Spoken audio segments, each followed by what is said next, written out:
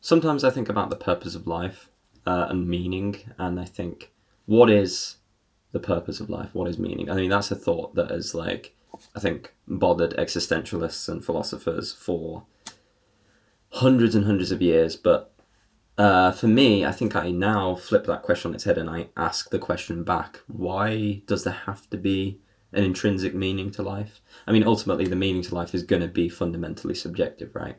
Because each human being, I think of each human being as one particular subject, and they have their own thoughts and reflections and ideas, and they are going to have particular goals and virtues and values and things that make them happy and want to move forward in this life where you're forced to move forward.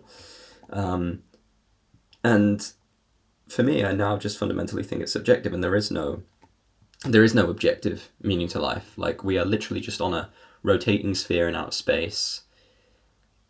Like, we don't know how we got here. We don't know whether the universe is infinite. We don't know whether it because that something cannot come from nothing. Nothing cannot even exist. It's not even, the brain can't even conceive of nothing. So we are all just on the most fundamental, intricate level.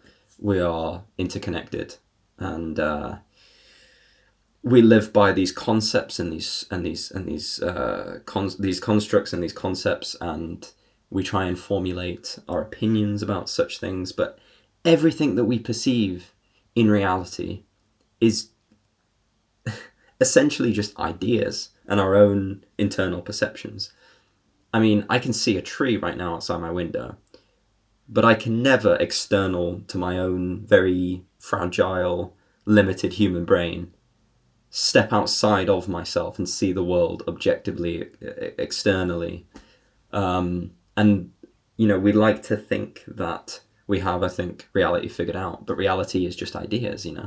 Without my mind to conceptualize the world around me, there's no curtains, there's no, like, blinds, there's no outside world, there's no inside world, there's no object, there's no subject, there's no above and below, there's no numbers, there's no constructs, there's nothing. It's just our minds shape reality. And consciousness is such a strange phenomenon. And, like, the more that I read about consciousness and the human mind, it's a paradox. Like, life is full of paradoxes, I think, because that we don't have a clue what the human mind is. We don't know whether consciousness is an emergent property of the brain, which it seemingly is, but then something can't come from nothing when we go back to, like, the beginning of time, when I used that example before. So we can't just have consciousness appear out of nothing. So potentially consciousness weirdly pre-exists or exists prior to, like, organic brain matter. So if that is the case, then what is consciousness? Like, we know fundamentally, because that we experience it. The having is the knowing. Like, consciousness is the lens in which you see out at the world, and you experience the world, and you have your own internal reality, and you have your own dispositions and intentions and all of these things.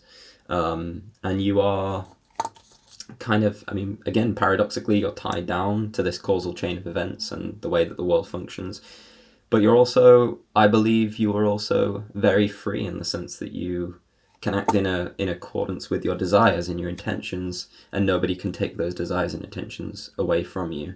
They always exist within you, whatever they may be.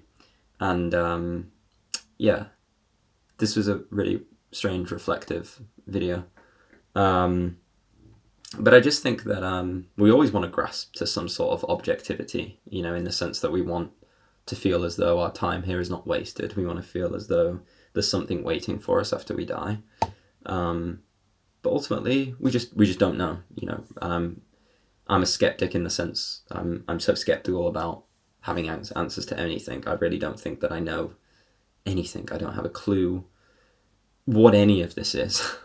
I don't know. Like, what, I'm uploading this to a weird social media platform that it's just used to feed our brains a bit of dopamine, and, like, so that people in high power can profit off it, and we can be stuck in an endless vicious cycle. And the world is it's both so complex and so simple. It's like, yeah, the world is strange and paradoxical. So